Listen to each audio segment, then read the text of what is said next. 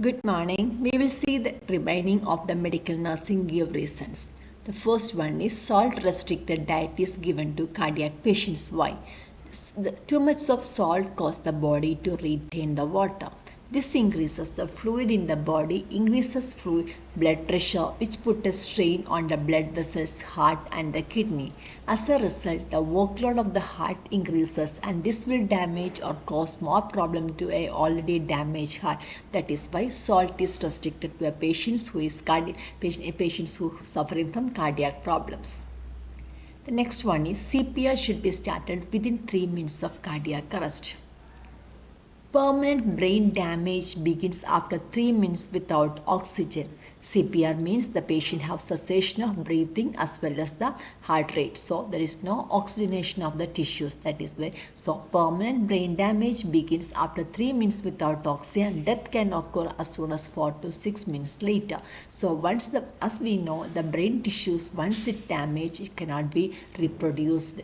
So it may cause permanent brain damage or brain death. So it is important to start the CPR within 3 minutes of cardiac arrest to prevent permanent brain damage and the brain death of the patient. Next is edematous extremities should be elevated. Why? Elevating a limb, especially the legs above the heart, allows the blood to circulate back to the heart without fighting the gravity. So the heart still pumps the blood to these extremities, but stress on the heart will be reduced. This helps to mitigate the swelling and brings a fresh and oxygenated blood to the limbs. When abdominal paracentesis is done, the nurse must have patient void immediately before the procedure.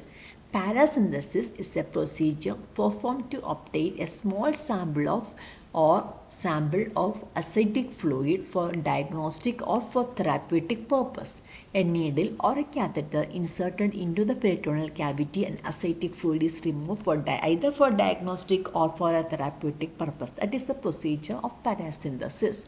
So, when an empty bladder when empty, the bladder is a pelvic organ, but when it is filled with urine, it can be an abdominal organ, and inserting a needle into the peritoneal cavity can cause injury to the bladder. So, the nurse must have the patient void immediately before the procedure to prevent the injury to the bladder. So, the abdominal paracentesis, the nurse must void the patient immediately before the procedure to prevent injury to the bladder. Laxative and a cleansing enema prescribed by the day before barium enema. Barium enema is a special type of X-ray that takes images of large intestine, that is colon, rectum and anus, by inserting a lubricated tube into the anus, then inject the barium liquid through the tube into the intestine, then take a series of images of large intestine to diagnose or assess abnormalities.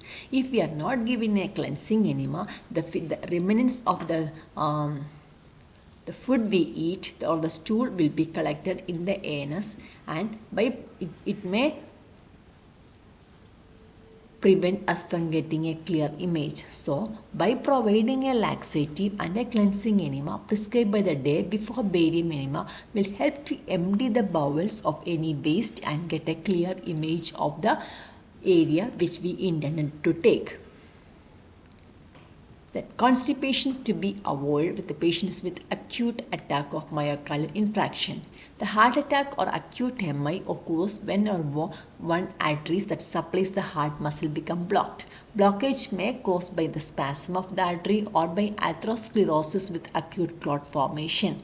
A strain at the stool causes the blood pressure rise, which can trigger the cardiovascular events such as congestive heart failure, arrhythmia, acute coronary disease and aortic dissection. So, if a patient have a constipation or strain on the stool, it may give an additional overload to the patient who is already have a damaged heart. That is why the constipation should be avoided in patients who are having an acute MI or acute attack of myocardial infraction. C-shaped position, or it is C-shaped position, otherwise known as the fetal position, should be maintained for a patient undergoing lumbar puncture.